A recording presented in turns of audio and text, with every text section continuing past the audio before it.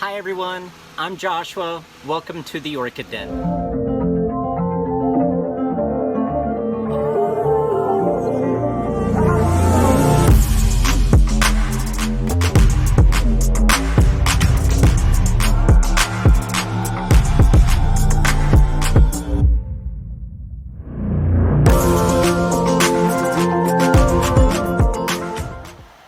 Okay, today's topic is mounting. Mounting orchids allows them to grow naturally as they would in the wild.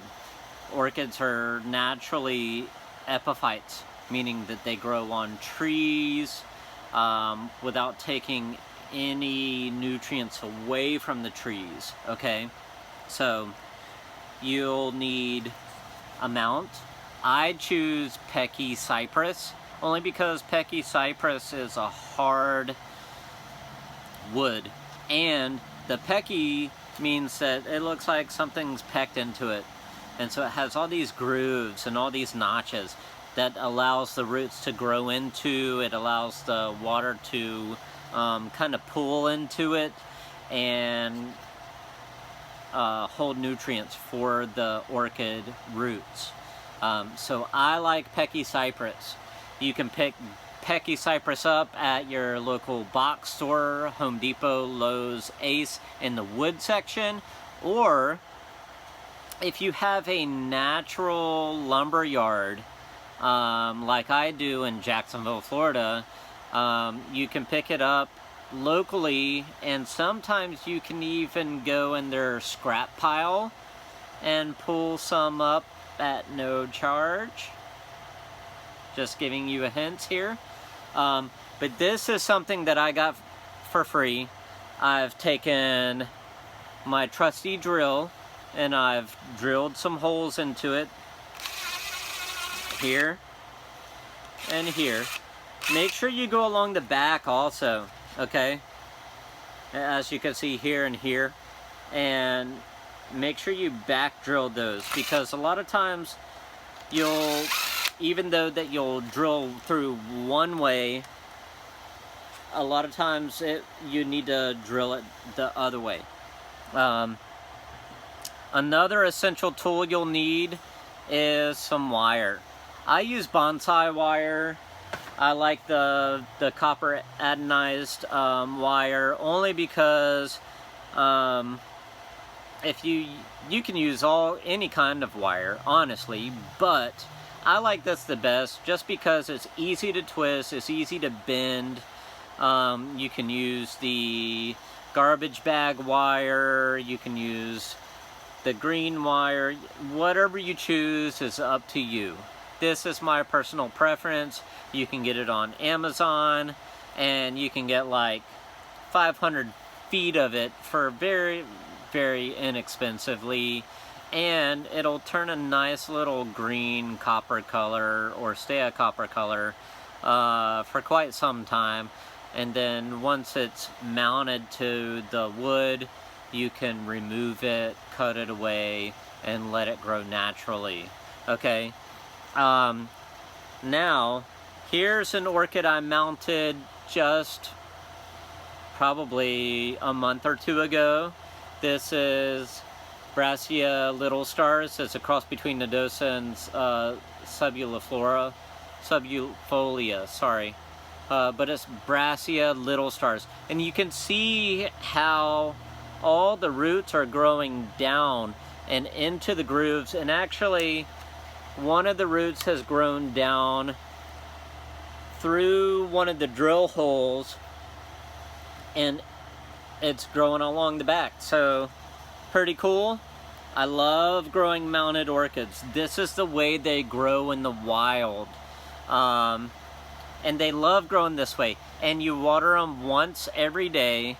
They don't take a lot of upkeep.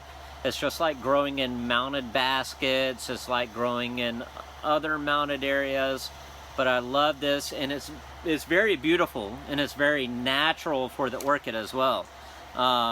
And I spray daily with fertilizer that's from my irrigation system. So it's getting nutrients, and it grows very, very, very good. So I'm gonna walk you how I do this, okay? So I've got an orchid, a bare root orchid, okay? So I've cleaned all the orchid roots, I've trimmed along any roots that are rotted and everything, and I've drilled my holes here and here in my orchid mount. And so I've pretty much taken this wire, okay, and wrapped around the rhizome. You don't want to wrap it too tight, but I've wrapped it around the rhizome along one of the old pseudobulbs to make sure that I don't disturb any new eyes or new growth from the new pseudobulbs, okay? And if you have any pseudobulbs, message me and I'll explain what a pseudobulb is to you, okay? So I'm just gonna place this through the drill holes that I've made, okay? And I'm gonna pull it through and I'm gonna adjust, okay? So I'm gonna adjust these pseudobulbs to where I like it in the grooves, okay? Sometimes it takes a little bit. You have to be gentle. You have to be very persuasive sometimes, even. But you can see how I pulled it through the back, okay? And what I'm gonna do, so I'm gonna crisscross these. I'm gonna pull it snug. And sometimes you even need like a pair of needle nose pliers just to kind of like pull it through and twist it. But